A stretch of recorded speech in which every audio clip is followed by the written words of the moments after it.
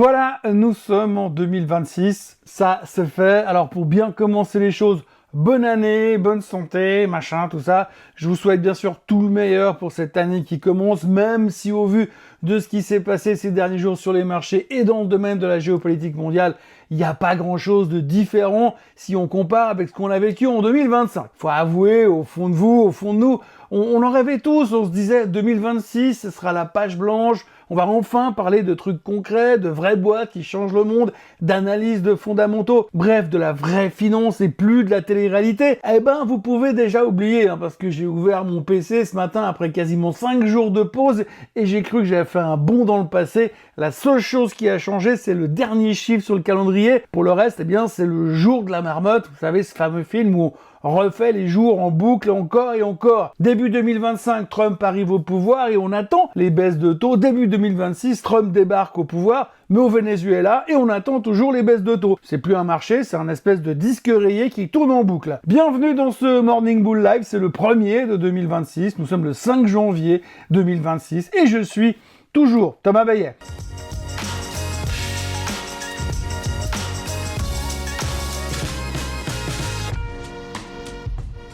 Alors avant toute chose, ce que vous allez entendre et voir dans cette vidéo n'est pas un conseil financier, c'est mon avis, mon analyse et parfois mon humeur du jour. Par contre, si vous voulez comprendre la bourse, là, vous êtes au bon endroit. Oui, un disque rayé. Mais ne croyez pas qu'on va changer le disque sur les thématiques. L'IA, les semi-conducteurs, eh ben c'est reparti pour un tour. On n'a rien foutu sur la tech depuis Noël. On leur a dit que tout le monde s'en tapait globalement. Et puis, le 2 janvier... paf, tout le monde se jette sur les fabricants de puces, de processeurs, de mémoire, comme si c'était le dernier buffet à volonté avant la fin du monde. Il y a qu'à regarder Micron, les mecs sortent des chiffres le 17 décembre, le CEO nous fait un discours de folie, le titre prend 5%, mais heureusement, comme dans tout bon film américain, il y a un happy end. Oui, le Nasdaq s'est pris une baffe. Oui, le SOX s'est fait déglinguer. Oui, Oracle continue de s'enfoncer. Oui, Nvidia est revenu sur ses points bas du mois de septembre avec pratiquement 20% de baisse depuis les tops du mois d'octobre. Mais hier soir, Micron est monté sur scène. Et Micron a rappelé un truc très simple. La fin pour les semi-conducteurs est loin, très loin d'être rassasiée. La demande est en train d'exploser, principalement grâce à l'IA. Et le problème est d'une simplicité qu'on va qualifier de brutale. Ils n'arrivent pas à produire assez. Résultat, les prix de la mémoire flambent, les marges s'envolent et Wall Street recommence à sourire après la sale séance d'hier. Et là, en 2 semaines, paf, 33% de hausse. Le truc a pris 90$ pendant qu'on mangeait la dinde. Vendredi dernier, ils nous ont encore claqué un plus 10%, c'est de la folie furieuse. Regardez le graphique, c'est du délire. ASML explose, AMD et Intel sont en transe. On dirait même qu'ils ont tous signé un contrat d'exclusivité avec ChatGPT, Oracle et Dieu en même temps. Et pour couronner tout ça, Goldman Sachs vient juste de remonter son objectif sur Taiwan Semiconductor de 35% plus haut, bien sûr, parce que les perspectives sont trop bonnes. Enfin, si la Chine ne décide pas d'aller se servir directement dans les stocks de TSMC. Ah bah quoi, Trump a bien montré le chemin avec le pétrole vénézuélien, non? Alors pourquoi pas la Chine? Pourquoi Xi Jinping se priverait de faire la même chose? Bref, 2026 s'annonce exactement comme 2025, mais avec plus de caféine. Peut-être, enfin, on espère. Et peut-être plus de coups d'État aussi. Ça, on espère moins déjà. Et comme janvier, c'est le mois des bonnes ou des pas bonnes surprises, devinez qui revient sur le devant de la scène pour nous prouver que rien, mais alors rien n'a changé. J'ai nommé Tesla. Oui, avant Noël, on disait que les voitures électriques, c'était has-been pour Musk. Non, Tesla, c'est les robots taxis, et peut-être un peu l'IPO de SpaceX, mais la voiture, paf, en fait, on s'intéresse pas trop aux voitures électriques. Sauf qu'en fait, on a vu la semaine dernière que ça compte encore un tout petit peu quand même dans le bilan de Tesla. Oui, parce que maintenant, c'est plus Tesla qui vend le plus de voitures électriques dans le monde, c'est officiellement BYD. Alors on se dit, avec tous leurs robots taxis qui vont inonder les États-Unis et bosser gratos pour leurs propriétaires, c'est pas très grave. Mais quand même, ça fout un tout petit coup au moral. Et comme les mauvaises nouvelles adorent venir par deux, au 4e trimestre 2025, Tesla a livré 418 227 voitures. C'est moins que le trimestre précédent où on frisait les 500 000 et c'est en dessous des attentes officielles des experts. C'est horrible. Mais attendez, ne partez pas en courant parce que c'est là que ça devient littéralement magique. C'est que ces chiffres ne sont pas aussi mauvais que ça. Et j'insiste sur le aussi mauvais que ça. Oui, vous avez bien entendu, les attentes des experts, c'est celles qui racontent à la presse, qui communiquent aux médias. Parce qu'en fait, derrière, il y a les whisper numbers, ceux qu'on chuchote. Vous savez, les chiffres qui se chuchotent devant la machine à café, ceux qu'on se remet sous la table. Les vrais chiffres, ceux qui se refilent en secret. Bah, Tesla, ils ont fait mieux que ces chiffres-là. C'est génial, non? On va bientôt avoir les whisper numbers des whisper numbers. Mais en tous les cas, ça faisait plaisir à certaines personnes parce que c'était moins pire que prévu. Bref, les ventes étaient pas si mal. Ils ont cartonné sur le stockage d'énergie et pourtant, le titre a quand même perdu 2,6%. Et même 12% depuis qu'on a décidé que Tesla, c'était plus des voitures, mais surtout des robots et des robots taxis. Ça, c'était l'année passée quand Tesla était au plus haut de tous les temps. Et puis alors, bien sûr, le sujet de ce lundi matin, celui qui fait oublier les chiffres et les puces et les processeurs et les cartes graphiques, c'est quand même Donald Trump. Il a mis son chapeau de cow-boy, son lasso et il a envoyé la Delta Force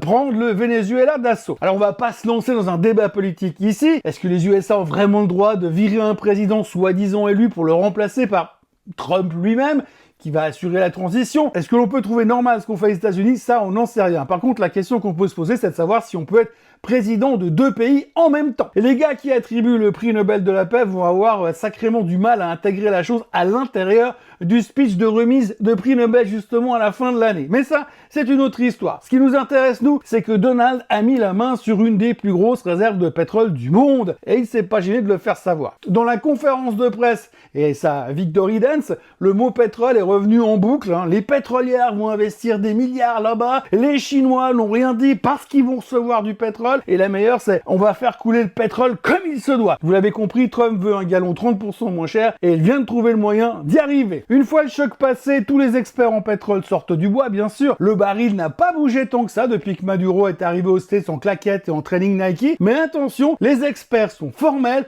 Le pétrole va bouger. Bon, dans quel sens, on sait pas, mais ça va bouger. La meilleure phrase que j'ai lue ce matin, c'est le résumé kafkaïen qu'on a pu trouver par excellence dans les médias, c'est « Les prix du pétrole devraient augmenter en raison des troubles au Venezuela, mais l'offre abondante limitera la hausse. » En gros, ça devrait monter, mais si ça monte pas, ça peut baisser aussi. Ou alors, on sait pas, peut-être rien faire. C'est tout simplement limpide. Bref, Trump, le conquérant, a fait son job, et à l'écouter, il est chaud bouillant. Les prochaines targets, c'est le Groenland, la Colombie, l'Iran, tout le monde tremble, et ce matin, il a même commencé à mentionner Cuba. Et puis, puisqu'il aime destituer les présidents détestés par leur peuple, il y en a un du côté de l'Elysée qui doit commencer à se poser des questions. On entre donc dans l'an 2 de Donald Trump et il passe à la vitesse supérieure. Reste à voir comment les Chinois vont digérer le message, eux qui lorgnent sur Taïwan avec une insistance, on va dire, toute particulière. Et puis alors, pendant que Wall Street boudait son rallye de Noël, son rallye du Père Noël, comme un gamin qui a pas eu le bon cadeau sous le sapin, eh bien l'Asie, elle, a décidé d'écrire son propre scénario dès ce lundi matin. Et le moteur de cette euphorie, je vous le donne en mille, les semi-conducteurs encore et toujours eux. C'est absolument fascinant parce qu'avant Noël, tout le monde doutait des semi-conducteurs. Et là, le 2 janvier, pouf, amnésie totale, les investisseurs sont persuadés que la soif mondiale de puces ne s'arrêtera jamais. En tout cas, jamais en 2026. Résultat, ce matin, le Nikkei prend 3%, Tokyo Electron et Advantest s'envolent de 6%, et le Kospi coréen explose son record historique grâce à Samsung. Mais le plus dingue dans tout ça, c'est ce sentiment de marché, c'est l'imperméabilité des mecs. Pour l'instant, on voit que Trump envoie la Delta Force au Venezuela, que Maduro est capturé, et l'Asie s'en tape totalement. Ils ont choisi leur camp, ils parient sur la technologie plutôt que céder à la peur. Ce matin, c'est la puce avant le pétrole, visiblement. Côté chiffres, juste pour noter, en début d'année, le baril, il est à 56,98, on n'est pas choqué par ce qui s'est passé. L'or brille à 4418, le bitcoin, lui, il repart à 92 500, l'argent est à 75 $. Bref, tout va bien dans le meilleur des mondes. Ou presque. Pour le reste, eh bien, on reprend nos vieilles habitudes, on va attendre que la poussière retombe sur le Venezuela et on va scruter les prochaines lubies de Donald Trump. La vraie échéance cette semaine, c'est vendredi. Les chiffres de l'emploi américain, on attend 54 000 créations de postes, dont la moitié sont probablement des Pères Noël intérimaires du mois de décembre. Le chômage devrait monter à 4,7%. En temps normal, ce serait une mauvaise nouvelle, mais en 2026, comme en 2025, une mauvaise nouvelle, c'est une bonne nouvelle, parce que, bien sûr, ça veut dire que la Fed va peut-être enfin baisser les taux fin janvier.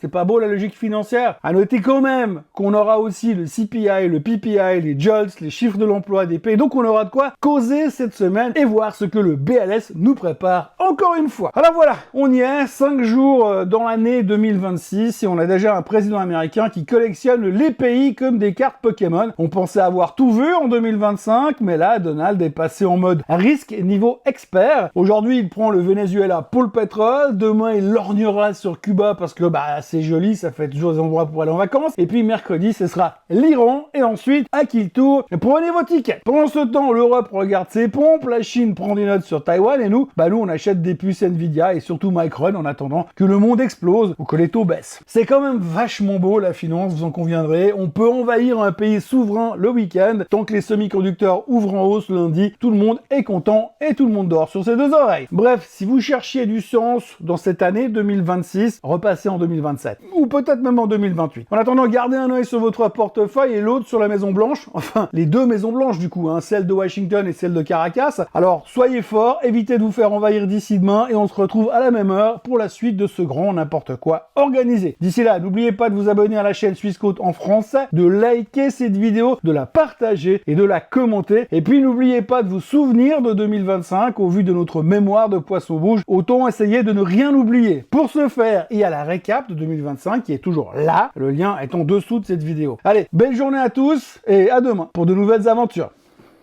Bye bye. Ce contenu est informatif et éducatif destiné aux personnes connaissant les marchés financiers. Il ne constitue pas un conseil en investissement, juridique ou fiscal. Le trading et l'investissement comportent des risques, notamment la perte de capital. Les CFD et actifs numériques sont volatiles et ne conviennent pas à tous. Swissquote décline toute responsabilité quant à l'exactitude du contenu ou aux pertes liées à son usage. Produits et services disponibles selon la législation en vigueur.